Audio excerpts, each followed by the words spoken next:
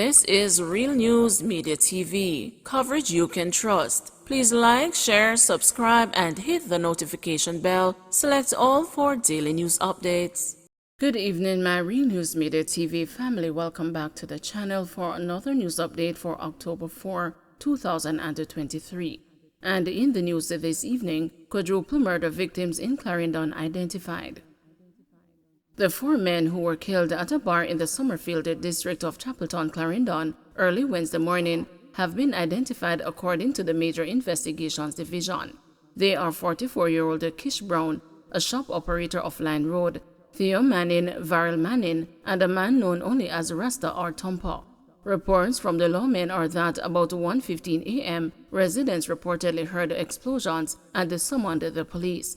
On arrival of the cops, 2 of the men were seen lying outside a cook shop with gunshot wounds.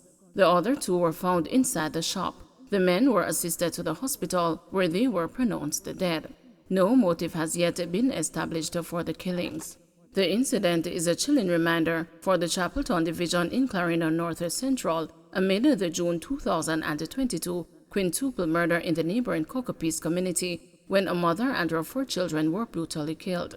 The parish of Clarendon was racked by a quadruple murder in Havana Heights in September 2021 when 4 members of a family were killed execution style. Meanwhile, the police are asking anyone with information to make an anonymous report to Crime Stop at 311 or NIB tip line at 811 or call the nearest police station. Integrity Commission submits investigation report to Parliament. The Integrity Commission announced on Wednesday that it has submitted an investigation report to Parliament for tabling.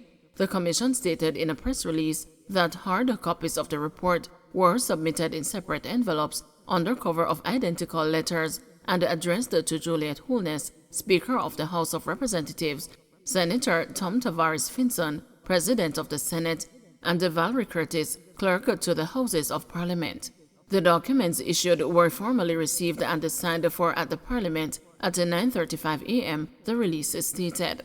The Commission added that a USB flash drive with a PDF electronic copies of the documentation submitted was also conveyed. The Integrity Commission said it anticipates that its investigation report will be tabled in both houses of Parliament as soon as possible.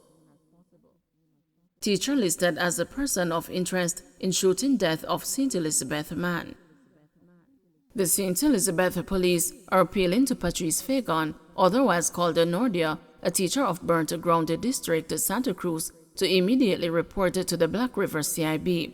Ms. Fagan has been listed as a person of interest in relation to the investigation into the shooting death of Orlando Blake. The police say efforts to reach her have proven futile.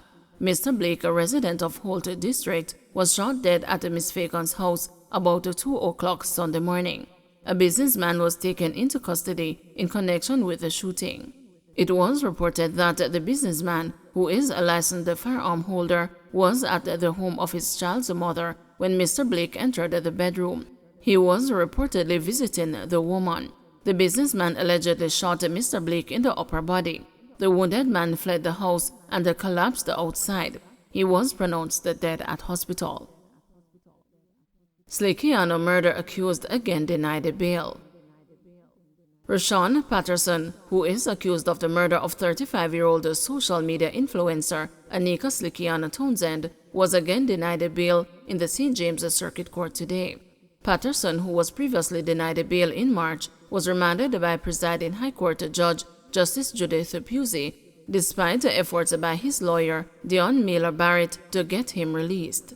In her bail application, Miller Barrett argued that Patterson, who was before the Kingston and the St. Andrew Parish Court on an unrelated assault charge from 2018, was discharged in that matter on May 18 this year, following a no-evidence motion.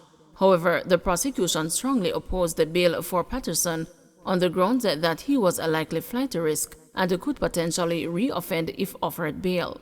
The court was also told that the post-mortem report and the scene of crime statement are still outstanding from the prosecution's case file. However, a report from the police's communication forensic and the cybercrime division was presented to Miller Barrett by the prosecution. Pusey subsequently set Patterson's case aforementioned on December 19, at which time Mailer Barrett is expected to make another bail application. Townsend's body was found floating in the sea in Reading, St. James on October 21, 2022. A subsequent post-mortem examination on November 5 determined that she was strangled, with the death occurring sometime between 11 p.m. on Thursday, October 20, and 9 a.m. on Friday, October 21. According to police reports, Townsend had traveled from Kingston to Montego Bay on October 20 and was later picked up by Patterson, following which they visited a restaurant in Hanover and a guest house in St. James. Sometime during the night, an argument developed between the two, following which Townsend was strangled and her body disposed of. On November 2, Patterson was arrested following a high-level police operation and was formally charged with Townsend's murder on November 11.